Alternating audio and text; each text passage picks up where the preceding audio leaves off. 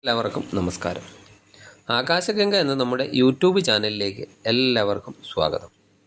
2024 ഫെബ്രുവരി 15 കുംഭഭരണിയാണ്. കുംഭഭരണി ദിനത്തിൽ ദേവിയെ ഭദ്രകാളി ഭാവത്തിലാണ് ഭജിക്കേണ്ടത്.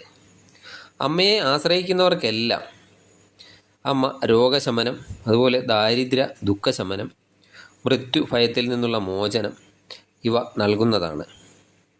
8 തൃക്കൈകളാലും അനുഗ്രഹം ചൊരിയുന്ന മൂർത്തിയായി കാളി ഉപാസകർ ദേവിയെ ഭജിക്കുന്നു. അമ്മ ഉഗ്രരൂപിണിയാണെങ്കിലും മുഖത്ത് നിറഞ്ഞു നിൽക്കുന്ന മാതൃവാത്സല്യം ഭക്തരിൽ ചൊരിയുന്ന അമ്മയാണ് ദേവി.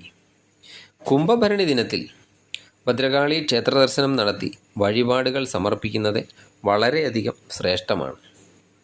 കുംഭഭരണി ദിനത്തിൽ കടും പായസമാണ് പ്രധാന വഴിപാട്. കേരളത്തിലെ മിക്ക ക്ഷേത്രങ്ങളിലും നാളെ പൊങ്കാല ഉണ്ടാകുന്നതുമാണ്. അഭീഷ്ടസിദ്ധിക്കായി രക്തപുഷ്പാഞ്ജലി, കുടുംബ ഐശ്വര്യത്തിനായി സഹസ്രനാമാർച്ചന എന്നിവയും വഴിപാടായി സമർപ്പിക്കാവുന്നതാണ്.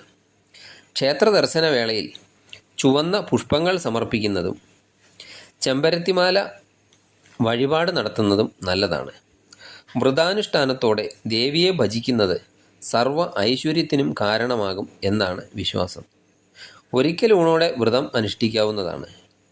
കുംഭഭരണി ദിവസം പകൽ ഉറക്കം, എണ്ണ തേച്ചു കുളി ഇവ പാടില്ല.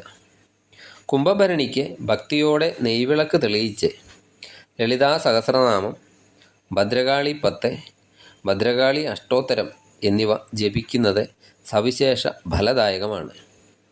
ചൊവ്വ ദശാനാഥനായി വരുന്ന മകയിരം, ചിത്തിര, അവിട്ടം എന്നീ നക്ഷത്രക്കാർക്കും, അതുപോലെ ജാതകത്തിൽ മേടം, മിഥുനം, ചിങ്ങം, തുലാം, ധനു, കുംഭം എന്നീ രാശികളിൽ ചൊവ്വ നിൽക്കുന്നവർക്കും ഈ വ്രതാനുഷ്ഠാനം നടത്തുന്നത് അമ്മയുടെ അനുഗ്രഹം നേടിത്തരുന്നതാണ്. കഴിയുന്ന എല്ലാവരും നാളെ വ്രതമെടുത്ത് അടുത്തുള്ള ഭദ്രകാളി ക്ഷേത്ര ദർശനം നടത്തി അമ്മയുടെ അനുഗ്രഹം നേടുക. എല്ലാവർക്കും അമ്മയുടെ അനുഗ്രഹം ലഭിക്കട്ടെ. നന്ദി, നമസ്കാരം.